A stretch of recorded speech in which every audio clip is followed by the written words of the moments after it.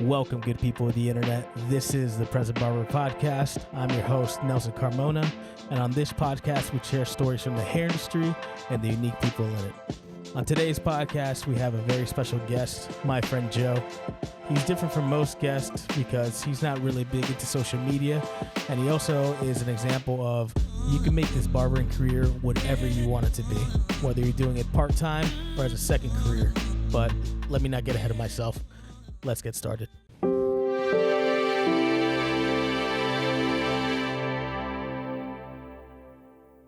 Welcome, everybody, to the Present Barber Podcast. I'm your host, Nelson Carmona, and today's special guest is Joe. Welcome, Joe. Oh, thank you for having me, man. I'm happy to be here. Awesome. So, Joe, on the podcast, we kind of always start at the beginning. So, I just want to go through your story because I know your story is a lot different than most people's in that unique way. And I was lucky enough to work with you and all that stuff for quite a bit. And I wanted to bring light to your story as in your barber journey. So as far as barbering and all that stuff, when did everything start for you as far as not even like professionally, but just getting interested in cutting hair? For me personally, and I think a lot of barbers too, it came out of necessity. So growing up, we weren't well off. Mm-hmm. So a lot of times it was when it came time for, school haircuts and stuff like that. It was either we cut our own or you don't have a haircut, right? So I want to say probably about the age of about 15 years old when you start really caring about haircuts. Yeah. One of my good buddies, he moved up to Tampa. And he learned how to cut hair from his cousin. So he came back down. He was cutting his own hair, and I was like, man, that's something I'd like to do, So he actually showed me how to cut hair, a couple little tips here and there. And this is back. These are the Conairs. No adjustable arm. Yeah. No zero gapping. No premium guards. Yeah, guards. Yeah. Right. So he showed me the basics, and I remember one time it was we had school haircuts coming up. It was school pictures.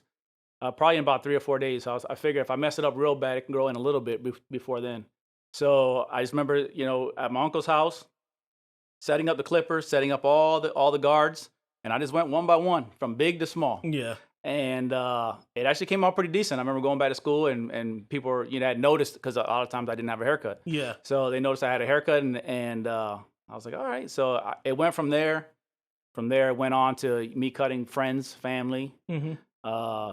No money exchanged. It was free cuts. Yeah. So they guarantee if I just mess you up, it was a free cut. Hey, man, I'm sorry about your edge, but so I didn't even know we were doing edges back then. I'll be honest. Yeah. So that's where it started. It started really out of necessity. Once you become a teenager, want to be fresh. Want to have that haircut for school. Yeah. And that's really where it started from. Yeah. So going from there, did that inspire you to try to pursue the barbering thing, or was that later on?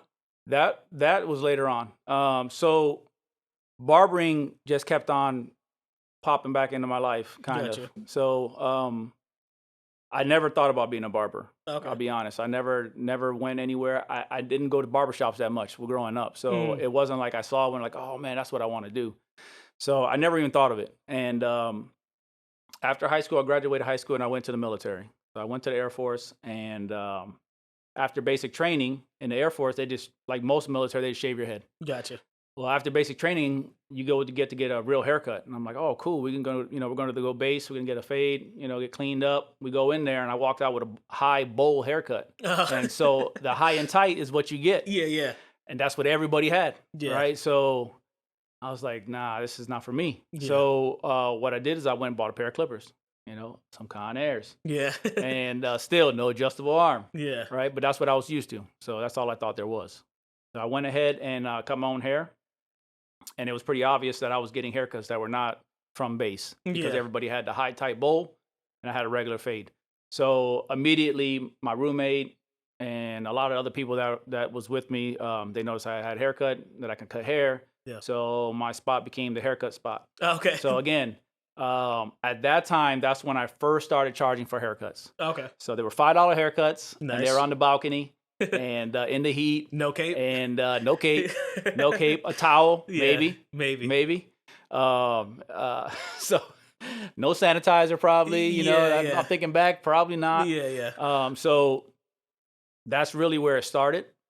After that, I got out the military. Still never thought about being a barber.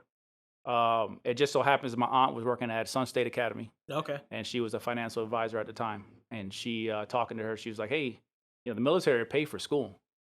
I was like, I don't know. She's like, look, it'll always be something you could fall back on. You know, you obviously have a passion for it. You've been doing it since you were 16 years old. So, you know, why not give it a shot? Yeah. And, you know, getting out the military, I already had a family. I already had a house being built. So I already had obligations, you know. So, but I did barbering school and I did it at night. So I went to school part-time, got my license. And I still, almost till today, I'll be honest, I've never been a full-time barber, really. I've always had a job to where barbering kind of was a part-time thing for me. Yeah. Until I wind up owning the business. And then that's where it took over a lot more of my time, but I've always still had another job. Got you. Now, I've always wanted to ask you that. Is that something just ingrained in you? Because I know you're a hardworking guy. Like, just being in the shop with you years ago and all that stuff. You know, is you just enjoy that work, or is it just a backup plan or a survival thing? Well, I think what it is so a lot of people that know me, I hear people say that, you know, oh man, you're always working, you know, you're a workaholic, you know, this and that. For me, it's just because I've always chosen to do things that I love and that I'm passionate about. Yeah. And so that I know it's a cliche thing to say, you know, when you find something you love, you're not really working. Yeah. But that's really what it's always been for me. So I've always picked something that I love to do. So it doesn't matter if I'm here from you know 7 a.m. to 7 p.m.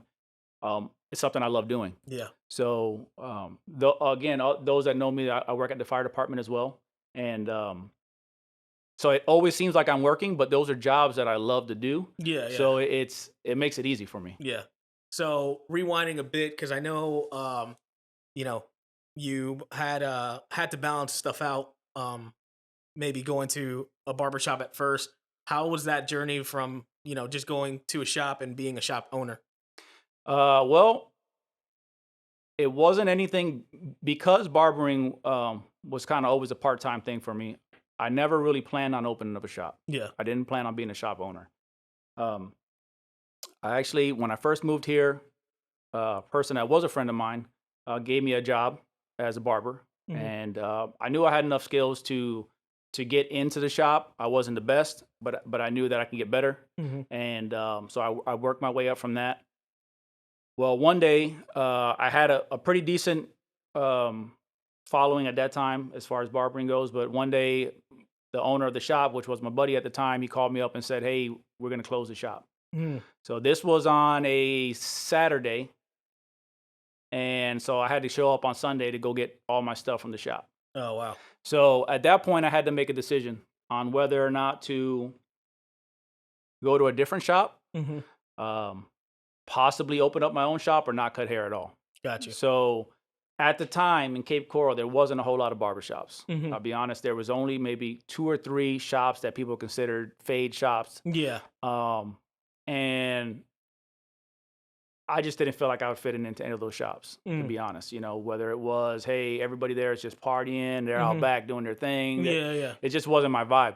So that's really when the idea came in to open up my own shop. Got you. Was it more of a thing of the guy just didn't want to be a barbershop owner anymore, or was this negligence of his part of the business? I don't want to. Yeah. So essentially, I had no idea what it was, to be honest. You know, I was always getting one side of it. You know, he'd always complain about the shop, the person that owns the building and this and that. You know, looking back on it, it probably was the guy's fault. You know, the shop owner's fault. And I feel like at the time, I think he was done with barbering. He just didn't want to admit he was done with barbering. Gotcha. Because essentially what happened was we went ahead and, you know, you learn these lessons, right? So I wound up still opening a business with that same guy. Yeah. And we moved to that same shop. We moved to the other side of town. We left it with the same name, thinking, hey, the shop's already a known name. We'll leave it like that for the first year or two, and then we'll switch it over to something else that we had both agreed on. Yeah. Well, it wound up being a nightmare. So Mm. it wound up being to where I was the only one here at the shop by myself almost every day, and every day I wasn't at the firehouse. And on days when I wasn't here, sometimes I had to close the shop. There's nobody to be here. Mm. So it just wound up being a nightmare.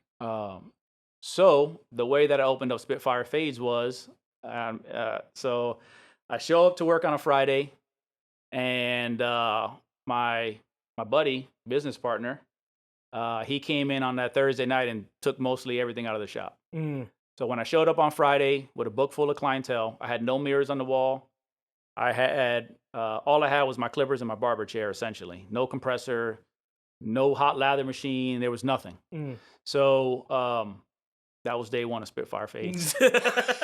and the crazy thing is that one of my barbers that actually is the new owner, one of the new owners, he showed me a video the other day, and it's of day one of Spitfire that he took. It's pretty crazy. Oh, no way. In this video, I'm cutting hair, and if you look around me, the shop is empty, almost completely empty.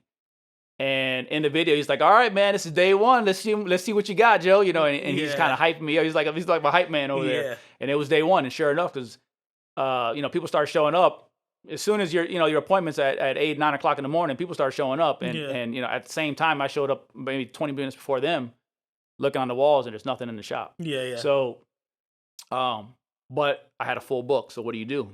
So I stood there and cut hair all day. Yeah. And then when I got off, I ran down there to Home Goods and bought a bunch of mirrors. Yeah. So, and that was day one of Spitfire Fades. Wow. So that was probably about 8 years ago now. Damn. Yeah. So it was really a baptism by fire. That's it. That's it. Either you sink or you swim. Yeah. That's essentially what it was.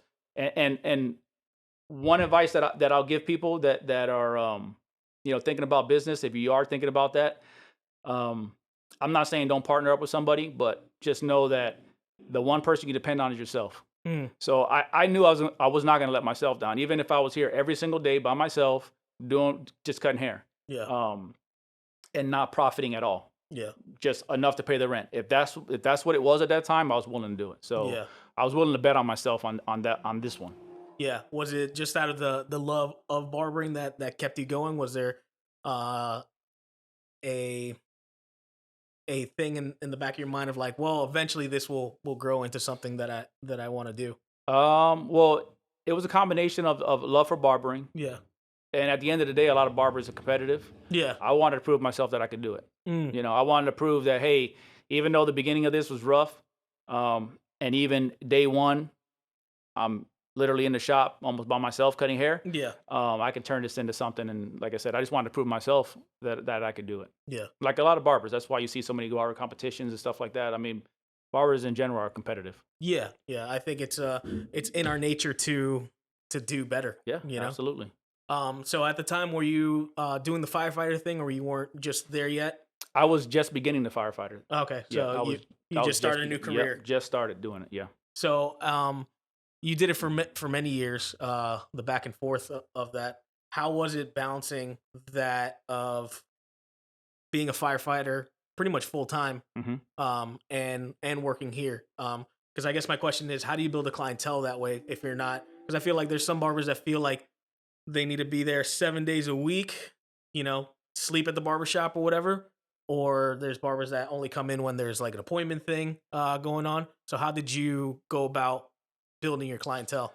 So probably most people that have watched this have never seen me or heard me before. Mm-hmm. And that was fine, because I never really, I didn't really get into this to do that side of it. Mm-hmm. That's a whole other side of the social media and famous, and I didn't really get into that. I never really went that route, and if you look at any of my social media stuff, really it's not about that at all. Yeah. So what I decided to do was, the way I am when I work with people, I try to pick something up from people that I see that is good, that I'd like to be more like. And so when it comes to the clientele, before it was just that, I would try to do the best haircuts I possibly could at first, and great, you pick up clientele like that. Yeah. But as far as the way the schedule is, me not being here all the time, I think in some aspects it hurt me a little bit, but in other aspects, people just liked, as soon as people got the idea of appointments, and they know, hey, well, my appointment's on Friday. They don't really care what days I work on the rest of the week. They know their appointment's on Friday. Yeah. And when they walked into that door, they know that I'm already waiting for them. Yeah. And now you're talking about 8 years ago. This is before the apps and all that stuff. So this was writing down paper through text. This is all through text. Yeah. And so, again, I'm a thinker, right? So I think a lot of these things through. So to me, when you're building a clientele, it's not all about the haircut. Mm-hmm. And I'm gonna be honest, I don't think I've ever talked to you about this before. But one thing that I learned from you when you worked here was, and I'll be straight honest with you, right? So I haven't talked to you about this before. No. So when you came here, you were a good barber. You became better. Mm-hmm. I'm not saying only from here, just in general, you've become better because that's what you wanted to be, right? Yeah. So, but I saw right away that you came in, and I don't think when you walked in the door, you were the best barber in the shop at the time. Me personally, this is my personal opinion. I've always felt like Will was the best barber in here just because of his versatility. Mm-hmm. He's able to cut and color women's hair. He's able to do He's full heads, right? So he's really good. So, but you came in, and I was thinking to myself, how does this guy got such a great clientele? Because you had a really good clientele, and I was observant of it. Yeah. And what I realized was that some of those people, they've probably been through some bad haircuts with you. Yeah. Right? Absolutely. Right? So, trash haircuts, yeah. But they liked you. Yeah. Right? So you built that bond, that connection with them. Yeah. Right? So that was more important to them than the actual haircut itself. And that's something that I learned. And it's funny because when you left and you moved up to was it Tampa, right? So St. Pete. When you moved up to St. Pete, I told the barbers in here, I said, I'm gonna change some of my clientele. Yeah. And they're like, what does that mean? I'm like, well, there's just some people I'd rather not cut. Yeah. That I cut on a normal. Yeah. And I'm not going to be disrespectful and just cut them off. But I'm going to make myself so busy that I don't have time for that. Yeah. I don't have time for that. Hey, every time you show up, they're 15, 20 minutes late. Yeah. Hey, you doing me a favor by giving me this 20. Yeah. Hey, I know you guys open up at 7. I need to be there at 6. Or, hey, I know you close at 6, but I get off at 7. I'm not saying you can't do those things for certain clients, but certain people don't appreciate it. And I wanted them to know that. Yeah. Right. So I literally changed a lot of my clientele by becoming busy. So a couple tips, so I don't want to ramble too much, but a couple tips. That's what this is all about. Okay, you can ramble as much as you want. All right. So a couple tips for somebody that's trying to build a clientele. If you're just that nice, if you are a Patty Cuts or something like that, let's just level, right. You're on a different level. Yeah, I can appreciate Patty Cuts. I met him a long time ago. Yeah, favorite barber, very down to earth dude. Right. Yeah, Patty, come on to the podcast. Patty, stop playing. Right. So, but if you're somebody on that level, you can post a picture and you're going to get a lot of followers and you're going to get a lot of people that are seeking you out for haircuts. Right. Not everybody's on that level, including myself. Right. So just posting a haircut is not going to make people like, oh, he's nice. I'm booking with him. That's just not enough. Right. So what I would do is I would come in early to the shop. Right. You'd be here early. Every time the phone rings, guess who's picking it up? I am, because I'm trying to fill my book. Yeah. I may come in. I may only have maybe 4 or 5 appointments that day. I want to book it up, so I answer the phone. Yeah. And when they come in, I would try to make that connection with that person. It's more than just a haircut. Like I said, like I learned from you, it's more than just a haircut. So a lot of times they thought it was crazy, but on my phone, I'd jot down a little note. Oh, new client, Kevin. Works at Comcast. Yeah. Family man. That's it. That's all I need. Comb over with a number 1 fade. Yeah. That's it. So next time Kevin calls, makes an appointment with me when he comes in, and I'm like, hey, what's going on, Kevin? Sit down, man. I would ask him about, hey, man, how's the family? Yeah. Okay, Kevin's thinking to himself, all right, well, a lot of people have families. He's probably just guessing. Yeah. All right, cool. All right, man, hey, I'd make a joke about Comcast, about my bill going up. Yeah, hey, Kevin, what can we do about this? How do I get those free channels? Yeah. Right? So now he's thinking to himself, okay, he remembers I'm at Comcast. Yeah. Then I hit him with hey, Kevin, so we're still doing a comb over with the number 1 fade with no hard line, right? Kevin looks back at me like, yeah, this right, got him, right. Yeah. So that's how that. But I built that connection, and now Kevin feels comfortable in my chair. Yeah. Right. So now Kevin's booking his appointment every other week. Yeah. So that to me is how I built my clientele. That's how I built to where I come in, I got 18 haircuts for the day, and I'm knocking them out. Everybody's getting good cuts. At the end of the day, I got a pocket. I'm doing good. Yeah. Right. So, as far as clientele goes, without doing a social media thing, to me, that's one way that you could do it. Yeah. That customer service. That customer service to me is more important than actually the haircut, which sounds weird, I know. Yeah. But I've seen clients that get an okay haircut, and they keep coming back for it every time. Yeah, absolutely. And I've seen clients that they'll get that perfect haircut, and you might see them every couple of months. Yeah, yeah, for sure. So yeah, I think at the end of the day, we're in the relationship business. Absolutely. More than just the service and all that stuff. Definitely. It's funny you say the people coming in. Yeah, some of the people that I brought in here, it was early on in my career. This was like 5-6 years ago now. And yeah, some of them were at the house and all that stuff, and just came in just because like, yo, it's Nelson. You know what I'm saying? Yeah.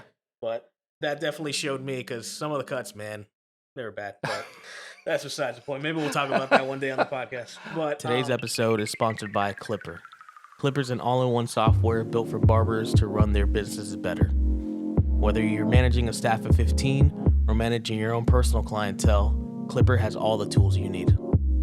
A basic plan with Clipper starts as low as $1 a month. With the basic plan, you get access to online booking and a custom link to send to your clients, so they don't have to download yet another app to book an appointment with you.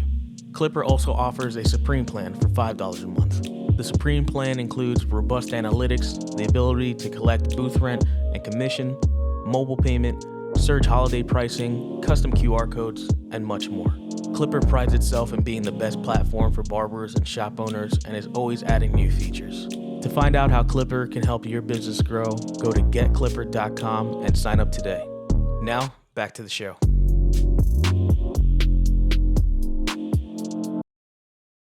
So, working between the firefighting and the barbering and building that clientele, I know you ventured outside of the shop before as far as doing stuff for the culture essentially and all that stuff. And I want to speak on that a little bit. So you put on a barber battle back in, it was like 2014?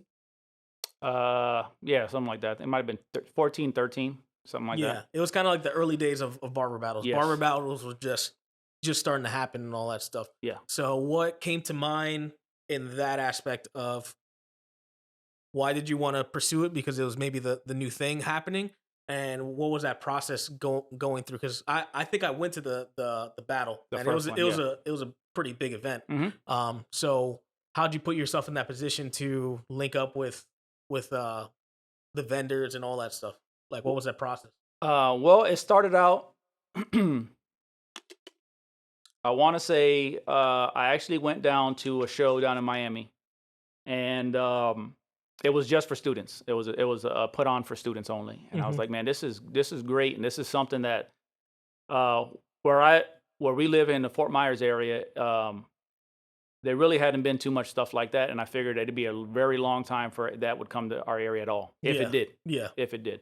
So we came back and just talking about it with the shop. They hyped me up to do it. They're like, man, we really think you could pull it off. So I didn't want to just do a barber battle. They've turned into something way bigger. Yeah, way bigger.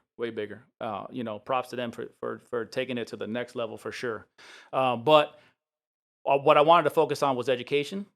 And so the first thing I did was I reached out to the same school that I went to. I reached out to them and said, look, we want to bring awareness to the school. At the same time, we want to bring education into it. So the barber battle was part barber battle and part education. And this area, even though it's not the biggest area in Florida, we have local educators. Yeah. So I reached out to them, and they were willing to come and give their time. And I put it all together, and just through connections, this industry here, a lot of it is like most industries, who you know, not necessarily what you know. Yeah. And just making connection with genuine people. You through these barber battles and shows, man, you meet these people that are great, and you never thought they're going to be that down to earth. And on vice versa as well. You're going to meet some people that you're like, man, I don't know who this guy thinks he is. Yeah. Right. So, but it started off like that, really. It started off by me being inspired by seeing other people do it on a little bit of a smaller scale, and kind of maybe taking it up to the next step. And so once I started thinking, again, I'm a thinker, right? So I started thinking, how could I get somebody maybe like Andis to be a part of this, right? They're a big company. You know, they don't know me. I don't have millions of followers, right? Yeah. So what I did was I was like, well, I know something that Andis is going to be into, and that's education, right? So the link up was reaching out to the school. And once I had the school on board, then I reached out to Andis and said, this is an educational thing, right? So not only is it going to be a barber battle, but it's going to be a majority of this is education. Yeah. Right. So we just so happened to have an educator in the area that was from Andis. And I reached out to everybody and made it work. Yeah. So from there, it opened up more opportunities. Yeah. So from there, where a majority of my barber battles were on the East Coast. And again, it was great. I got to see Patty Cuts competing. Yeah. These are in the early days, I got to see, Bones competing, Frank competing, like all these guys competing, making a name for themselves, growing their following, Ralph the Barber, like all these guys, that are some of the well-known guys today in the industry. Yeah. I have old pictures of them just chopping it up, And so at that first barber battle, I met a guy by the name Big Greg, and he lives in Port St. Lucie, him and Earl. And they came up to me. They're like, hey, we want to do this, and we want to do this on the East Coast. Yeah. Right. So they came out, and I was like, man, before I even get into all this, I need to go ahead and make this legit. Yeah. Right? So that's when I started Spitfire Events. Yeah. And it was an event company, and essentially what we did was we'd go over there on the East Coast, we'd rent out a venue, and we put on a barber battle, but we always made sure that we included education in it. So during the daytime, what we were doing was we were bringing educators. Yeah. So during the daytime, you can come in and it'd be a hands-on class on designs, color, whatever it was. And then in the afternoon or the evening, that's when the barber battle would be. Yeah. So essentially, that's how I got into it. I got into it by being inspired by seeing others do it. Yeah. Yeah. Did you think it was a thing that you wanted just to pay forward to the barber industry? Absolutely. I mean, in barbering, I feel like you have to give back, and whether it's back to school haircuts, whatever it is, man, like we have the time to give back, Yeah. So you're being selfish if it's just about you only and all you do is haircuts, and if you still got, every once in a while, I'm still giving free haircuts, it just is what it is. Yeah. Right. So I've had people walk in the shop before and say, I've had a kid walk in here and literally ask me if I needed any cleaning up. And I'm thinking to myself, not really. This is a back to school time. Yeah. Shop is packed. Yeah. For a teenage kid to walk into me and say, oh, who's the owner? Walk right up to me and say, hey, you need any cleaning? I'm like, at first I didn't really understand what's going on, right? I'm like, what do you mean cleaning? He's like, oh, I can sweep up or clean the windows or anything like that. I'm like, for what? And he's like, and then that's when it hit me. This kid doesn't have money for a haircut. Yeah. And he was like, I just need to get a haircut for school, So he cleaned up, not that he had to. I told him, I was like, if you sit right there, if you're willing to wait, you get a haircut. Yeah. So he waited his turn, gave him a haircut. It's a free cut, man. But it's just that one little thing, you know what I mean, could change that dude.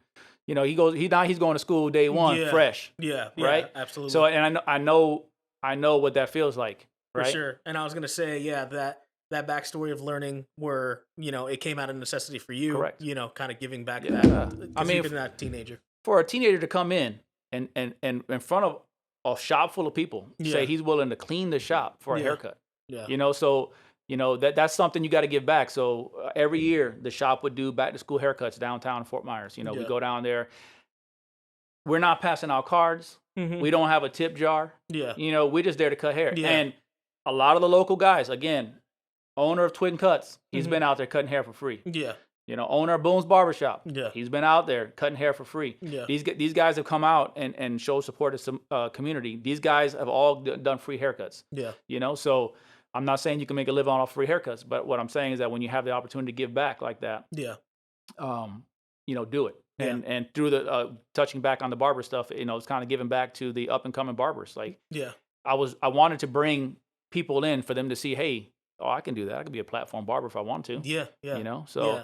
I think too, like the industry has grown that it's becoming a thing that, I don't know, when we got into the industry, it might have not, it was just a job, you know? Yeah. And now it's becoming positive or negative, whatever. You could become a rock star essentially. Yes. in your own field, which is amazing, you know? Oh, I don't.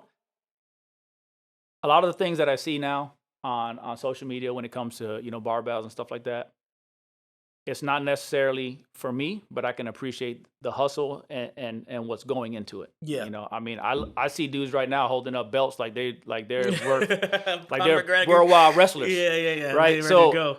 that it's not necessarily my taste, but like I said, I can appreciate the hustle and the drive that goes into putting that event on and what they're trying to achieve by it. Yeah. Right. So now this is worldwide now. Like, you got barber battles in Puerto Rico, you got barber battles all over the place. Right. Yeah. So it's really turned into something great. And I'm just blessed to you know, I've had the opportunity to, you know, kind of dab my toes in it when it was first kicking off. So Fresh and new. oh yeah.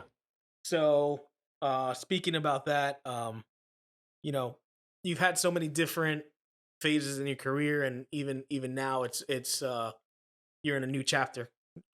So if we could speak about, you know, you had mentioned a little bit before that you had sold, or Will is part owner now. Mm-hmm. So what was behind that decision to, one, kind of sell off the shop, but also go into the transition that you're doing now? So in the beginning part of becoming a fireman, a lot of stuff kind of took the back burner to my business. Yeah. Right. So I did everything that I needed to do as a fireman. Mm-hmm. But as far as progression within the fire department, which at the end of the day, that is my personal retirement. Like that's the way I'm going to live my life once I'm done, once I'm retired. So at some point, you have to put more into that. Right. So what I decided was that I would sell the shop, and but I would only do it if I could sell the shop to somebody that would not only with the same vision, but even a bigger vision for it. So what I decided to do was I decided to go ahead and promote at the fire department. I decided to go ahead and further my education at the fire department. And now I'm working towards that. Just like I did here at the barbershop. Well, it was like all barbering. Yeah. And I'm building this up. Well, now it's all fire department. I'm building that up. Yeah. Just because when it comes time to retire, that's what I plan to retire off of. Yeah. I'm sure I will come back to barbering. Yeah. But I'm big on, one of the things I'm big on is loyalty, right? So, and I know it might sound kind of cheesy, but that's just the way, that's the way I am, right? So and what I mean by that is if somebody is loyal, and somebody that works for you, or somebody, even a friendship, like, you know, I'm willing to reciprocate that back to whatever they need. You will never probably sign me on another podcast. Yeah. You'll probably never see me on a YouTube video. Yeah, for sure. But for Nelson, I'm doing it. Yeah. Right? Because he showed loyalty, man. Like, loyalty in friendship and loyalty as an employee. Yeah. Right? So, and when it came time to sell my shop, Will has been there day one. He's on that video day one. Yeah, day one. You know what I mean? He is on there. He's not cutting hair. Yeah. He's sitting on the side and he's cheering me on, right? It's day one. So I could see no one better to sell it to. And I did well on the shop. I've done very well with the shop. Yeah. But more importantly for me, I had the opportunity to bless somebody else with the opportunity to own a business and to take it much further. Yeah. Right. So that was a big part in the thought process of me actually selling the shop. Yeah. So, yeah, I'm sure I'll still come back to cut hair because I love it. Yeah. You know, it's a passion of mine. So. Yeah. Do you ever get the itch in the middle of the night of like, hey man, you still want to cut or something? So Yeah, I mean, I missed the shop. Yeah, for sure. I missed the shop. It's almost like so I've done a lot of different things, a lot of different careers actually, and what you wind up missing from the careers are the people for the most part. Yeah, is what my experience is. The military, you know, I didn't really love the military per se. There's a lot of parts I didn't love of it, but the people that you met, you know, second to none, right? Yeah. So same thing with the shop, man. The same thing with the shop. I still communicate with a lot of people that I used to cut up.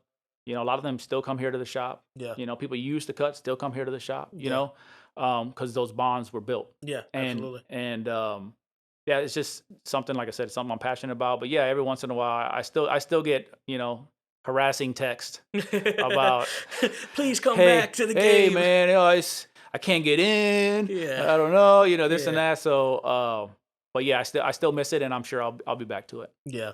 Well, we off the camera or whatever, we had that funny conversation of you coming in for haircuts and just lingering around. Just yeah, now I linger. Now I linger around. I'm that guy. I'm that guy. Yeah. I come in. I sweep up. I clean stuff up. I'm that guy. Yeah. Yeah. I bring coffee for everybody. Yeah, that's me. That's awesome though. So I know we're getting close to the time and all that stuff.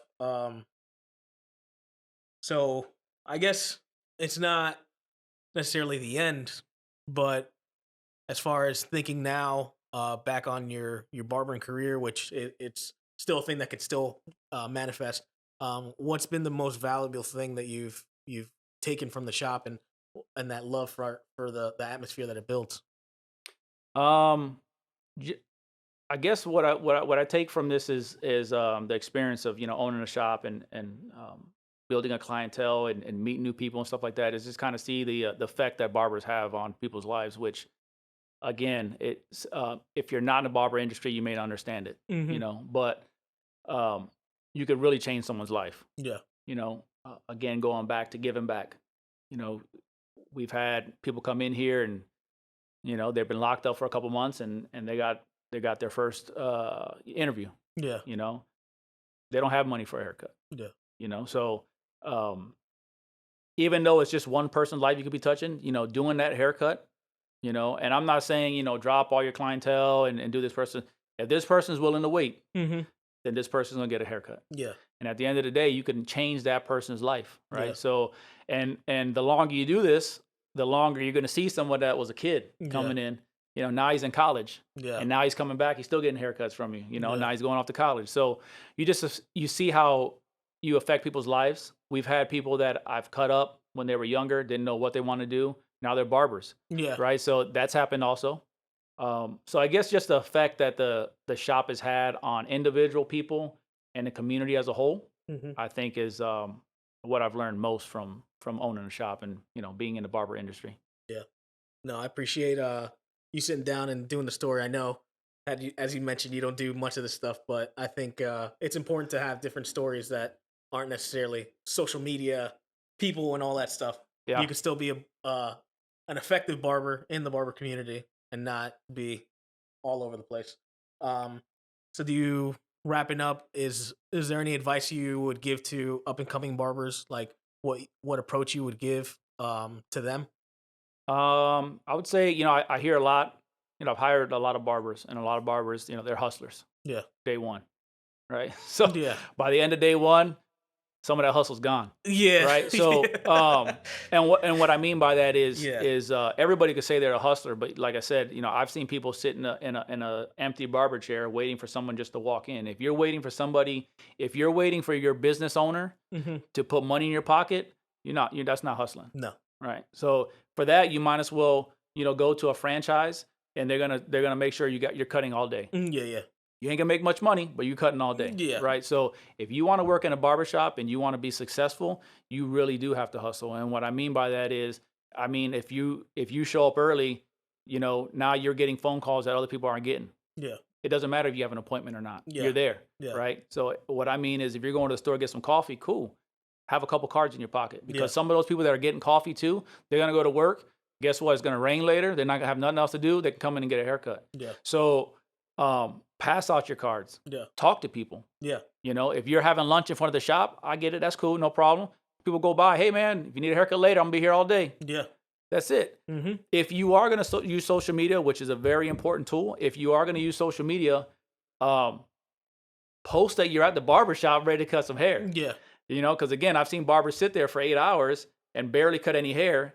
And if I went onto social media, there's nothing that says anything about them cutting hair. Mm-hmm. So people do watch that, you know, and it's a great tool again. But if you're going to hustle, that's the way that you could build I've seen people build a clientele, a real clientele, a clientele that'll go with you anywhere you go in a year. Yeah. And within that year, I think that's pretty realistic. Within that year, you should be booked with real clientele. Yeah. Not just somebody's going to bounce around to anybody, but with building those relationships, people that will follow you anywhere. Yeah. Because I guarantee I could right now post on social media. I could post on Instagram or Facebook that I'm back. And guess Joe's what? Back, baby. Within the hour, I guarantee I got some appointments already. Yeah. Right? And I'm not just saying that to sound cocky. I'm just saying that I have built those relationships that I know that would happen. Yeah, they're real roots. Right? It better happen anyway. So yeah. I'm just kidding. But no, that's the advice I'll give to somebody that's coming in, man. Be true to it, you know, like every part of it, not just posting a nice picture of a haircut. Post all your haircuts. Yeah. You know, I mean, that's how you see your progression too, right? So I can look back at haircuts 5 years ago and look like, oof. All right, well, I thought that was nice, but it's nicer now, you know? And if you look through some of the best barbers, you're going to see that in their old stuff. You're going to see that they have progressed. Yeah. So progression, stay true to actually meeting people and passing out cards and answer the phone. That's the easiest way to get it. Yeah. So that'd be my advice. I appreciate it. Well, thank you again, Joe. You're welcome, and thanks for being on the podcast. Yes, sir. See you, everybody. Peace. I hope you guys enjoyed this episode. If you found value in it, please share it with your fellow friends, your fellow barbers. Consider subscribing, leaving us a rating, and just spreading the word of the Present Barber Podcast. I appreciate every one of you for listening. And until next time, everybody, stay present. This is the beginning. The beginning. The new beginning. Day one. Here we go. Spitfire fades. This is what we do. Show them how it's done, Joe. That's it. How we do it.